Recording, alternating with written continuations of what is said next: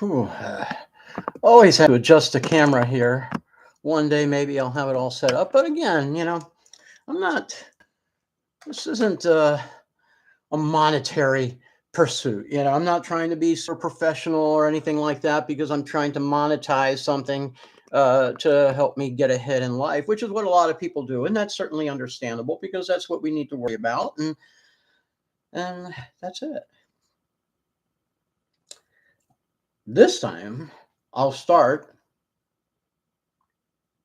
by saying what I said at the end of one of the most recent blogs. And that would be always consider the following: the present, or the past, excuse me, the past is an illusion, the present is chaos, and the future, your decision. So, oh, I did get a doctor's appointment. You know what? I'm going to talk about that a little bit before I get into the identity anchoring. I don't think it should take too long. So, over the course of my life, I've had many different medical plans due to the types of employment. I've also had no medical plans due to the types of employment. And it seems to me, as time has gone on, that those health services, and probably people will say, duh, um, are not as good as they once were. But here's the here's the kicker: that most people, they put up with the shit that's dished out to them. So, for example, I received paperwork for this new medical insurer, and this medical insurer um, had a list of primary care doctors. Now, I haven't worried about seeing a doctor in a few years, and I really wasn't that concerned about this. I do try to do what's called preventive medicine, which is what we all should be doing. And I called the doctor to set up, my annual checkup, which is supposed to be free and covered and everything like that. Well, I called, nobody answered. Starters. I left a message, and nobody ever returned a call. I gave it a month. So I called back the insurer yesterday, and I explained the situation, and I said, look, I've gone through this drill before. You guys are supposed to work for me. I'm not supposed to work for you. I don't want to see your list of doctors and then have to hunt through the list to see who the fuck is going to help me. So, and give me the name of a doctor that I am able to talk to and set an appointment with. And this, I got the name after almost a 30-minute conversation. Well, guess what? I called that number and I asked for that doctor, and they said that doctor is no longer here. 30 minutes went by. Now, the thing that I found out that I'm the most defensive about, the thing that I take care of the most, is my time. Don't fuck with my time, period. I like my time. And so that I didn't say it in so many, but I'm very strong in my wording and stern. And so when I called back, I explained to the person in like 5 minutes. I didn't give them a runaround and dither around with regards to my words. I said, listen, this is what happened. You transferred me to a number, and that number was no good. I'm not doing this shit anymore. Find me a doctor.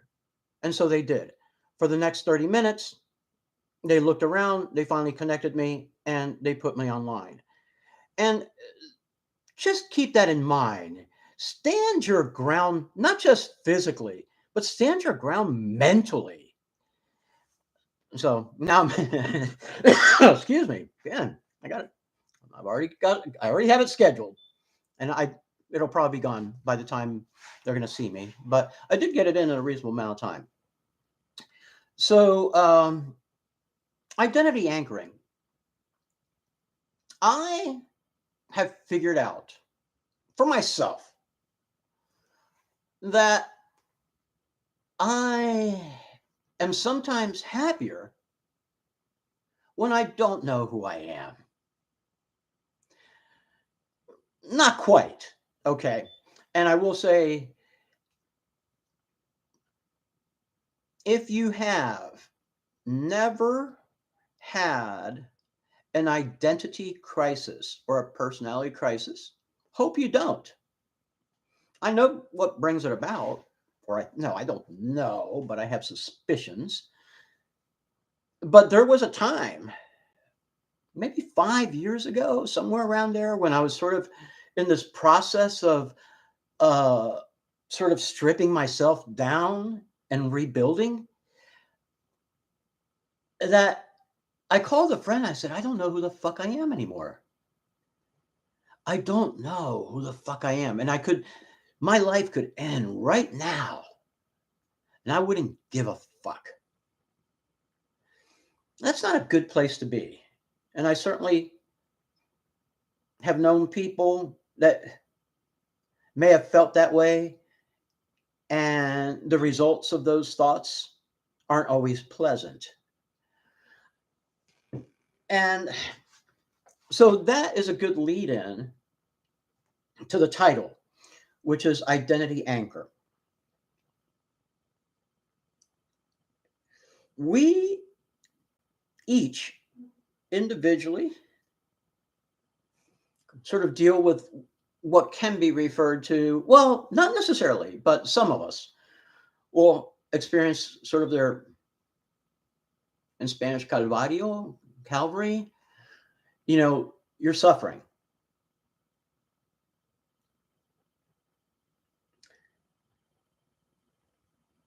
When we're kids, they ask us, what do you want to be when you grow up? What do you want to be when you grow up? But do kids know what they want to be? Of course fucking not. How could they? How could they know what they fucking want to be? We start putting shit in their heads, and we inadvertently teach them that their identity is based on the things that are outside and not on the things that are the inside. So introspection is really not encouraged. What is encouraged is weakness. What is encouraged is codependency. What is encouraged is submissiveness. What is encouraged is obedience. That's sad. So we spend our life. Now, this is interesting, okay? And the thing is that I have achieved in this life sort of like different pinnacles of success as a result of my own ignorance. So I worked in the restaurant industry, and I started from the bottom, mopping the floor after everybody left and everybody ate and everybody washed the dishes. That's how I started at a restaurant, at a place called Ernie's Steakhouse, a greasy spoon. And from there, one of the jobs that I had was not the official title wasn't garde manger, but that's what I was, which was kind of like a salad chef in an open kitchen in Manhattan, serving the likes of Sean Penn, Madonna, the Beastie Boys, Tom Waits, Tom Cruise, John F. Kennedy, and a place called the NoHo Star. Look it up.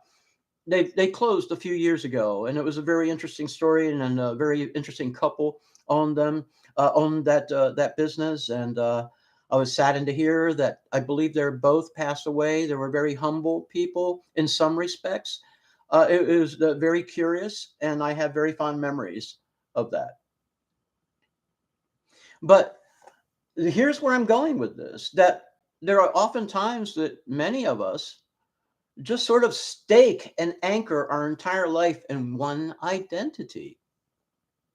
And sometimes that identity is very narrow in its scope, it's very specialized. And I don't know if I personally feel comfortable with that notion where I am going to be a doctor for life, or I'm going to be a police officer for life, or I am going to be a farmer for life, or I am going to be an LGBTQ person for life, or whatever. I mean, anything that we anchor, we basically stop the ship on the ocean, and then we basically move around and enjoy the cruise from that point on based on that particular identity. Again, some of us have very, very, very, very narrow fields. And when I don't know what it is. I don't know what it is. And I don't care. And I don't try to mysticize it or spiritualize it or anything like that, because I still think that's nonsense. But for example, when I went to college, I could not decide on a major. I couldn't see myself being the same thing for my entire life. So I didn't make a decision. And what's weird, that I just made a decision that I feel that is completely my own this past weekend. No, well, not quite.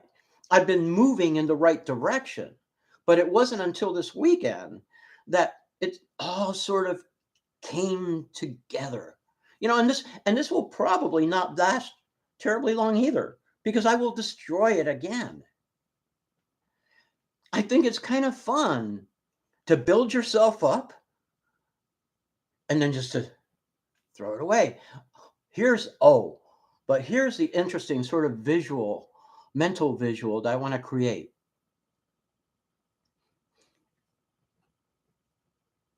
If you go fishing, or you throw out an anchor, what you're basically doing is suspending the boat in an area. You're basically saying, this is where I'm staying. You're basically moving around in that area, but that is where you are.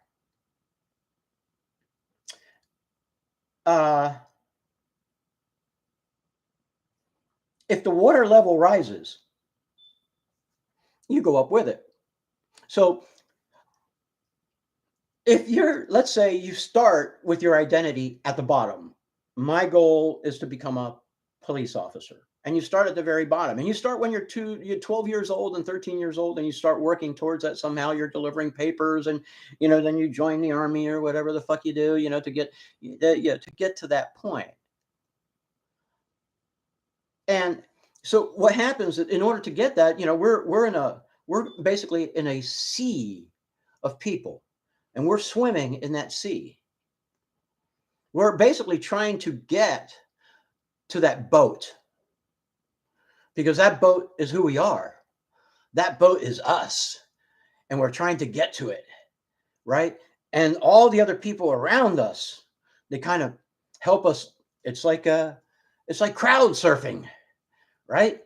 It, and we start to sort of move up and buoy ourselves up, and our identity gets sort of more gelled in the process, and we start going up that ladder, and that ladder actually, it goes higher. And the higher we go, there are fewer people among us, but there's still those people below. And the if we the higher we go in that identity, the more vested we are in it, and the less likely we are to move the ship. And that's what we do. So the only thing I would say is if you're not sure of who you are, don't stop looking. And the answer is not on the outside. The answer is on the inside. It is everything that you can muster, your strength. This is not about divine bullshit. This is about fucking mustering yourself. Being your own taskmaster, your own dominatrix, as my new friend is looking for. um, so yeah, I hope that this kind of gives you a little bit of food for thought. Where we anchor ourselves, and we don't want to let go, because if we let go, the fall is incredibly scary. Very, very scary. And if you do fall, and if you experience a complete collapse, and I've been there, so I'm not talking nonsense in the sense that, these are things that I'm ignorant about. All of these things, I've had a sort of like kind of like this psychological, emotional journey. I've been a cultural explorer, an explorer, a psychological explorer, an observer, that looks at people and sort of, I've always watched, but I've also processed that because I understand that I'm part of everything. So, their faults are my faults. That's the way it is. We are all the same intrinsically. Inside, we are all the same. But when we manifest ourselves, we are different. And it's almost like we're fighting against ourselves. Think about this, that there are parallels on every dimension. So if on the ground where I am at, I have police officers that look like paramilitary stormtroopers, that is because on the global scale, we are military stormtroopers. It just it is a reflection. It is a reflection. We project. The majority of people in this country want to be the global police officer. Keep shit under wraps. I'm pretty sure there are people on this planet that aren't hip to that. So I'm going to stop there. Again, always keep in mind that the past is an illusion. The present is chaos, and the future is your decision. Be safe out there.